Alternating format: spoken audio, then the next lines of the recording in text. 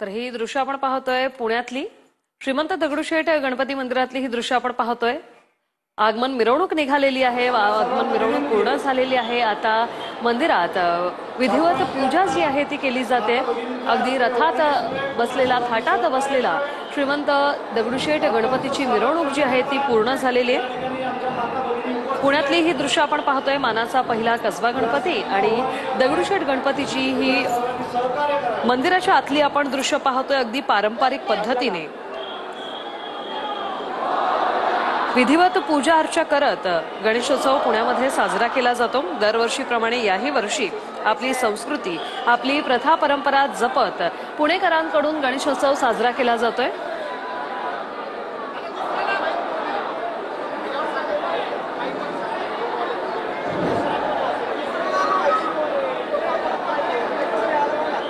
श्रीमंत दगडूशेठ हलवाई गणपती ची दृश्य आपण पाहतोय। महाराष्ट्रातील सर्वात श्रीमंत गणपती मंडळ आहे आणि बुधवार पेठेत असलेल्या या मंदिराला वर्षभर खरं तर भाविक भेट देत असतात। मात्र गणेशोत्सवादरम्यान मंदिर आणि त्याची ही सजावट हे पुणे शहरातील मुख्य आकर्षण असतं।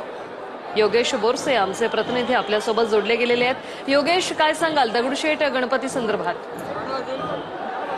दगडूशेठ गणपतीची जी आगमन मिरवणूक होती ती संपलेली आहे आणि दगडूशेठ गणपतीची जी उत्सव मूर्ती होती ती आता या उत्सव मंडपात दाखल झालेली आहे आणि आता थोड्याच वेळात प्राण प्रतिष्ठापना सोहळ्याला देखील सुरुवात होणार आहे।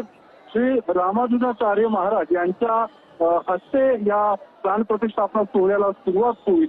जो काही देखावा यंदा करण्यात आलेला आहे तो अर्थात केरळच्या स्वामी मंदिराचा हा देखावा आहे। पद्मनाभ स्वामी मंदिराचा हा देखावा, सुंदर असा हा देखावा तयार करण्यात आलेला आहे आणि याच देखाव्यामध्ये दगडूशेठ गणपतीची मूर्ती आणि एकूण दगडूशेठ गणेशोत्सव हा यंदाचा साजरा होणार आहे। दगडूशेठचा यंदा 133वे हे वर्ष आहे आणि एक विशेष आणि आकर्षण असणारा हा गणेशोत्सव आहे। कारण पुणे शहरातच नव्हे तर राज्यभरातील गणेश भक्त या ठिकाणी हा संपूर्ण आगमनाचा सोहळा पाहण्यासाठी या ठिकाणी येत असतात। मोठा उत्साह आणि आनंद या सगळ्या गणेश भक्तांमध्ये आपल्याला पाहायला मिळतोय। मोठी गर्दी या उत्सव मंडपाच्या बाहेर आणि आतमध्ये देखील आपल्याला पाहायला मिळते।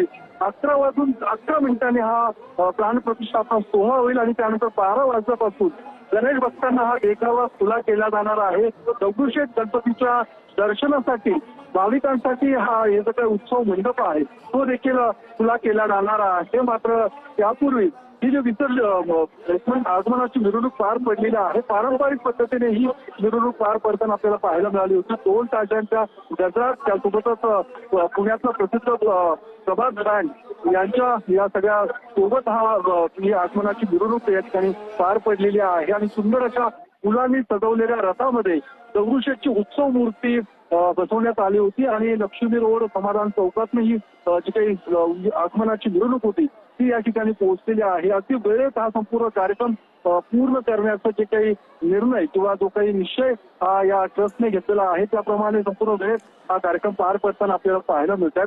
दुसरीकडे 5 मानाचे जे गणपती आहेत त्यातला पहिला आणि मानाचा पुणेकरांचं ग्रामदैवत असणारा कसबा गणपती त्याची देखील पारंपरिक पद्धतीने मिरवणूक पार पडलेली आहे आणि त्याचं देखील आता प्राण प्रतिष्ठापना सोहळ्याला सुरुवात होणार आहे।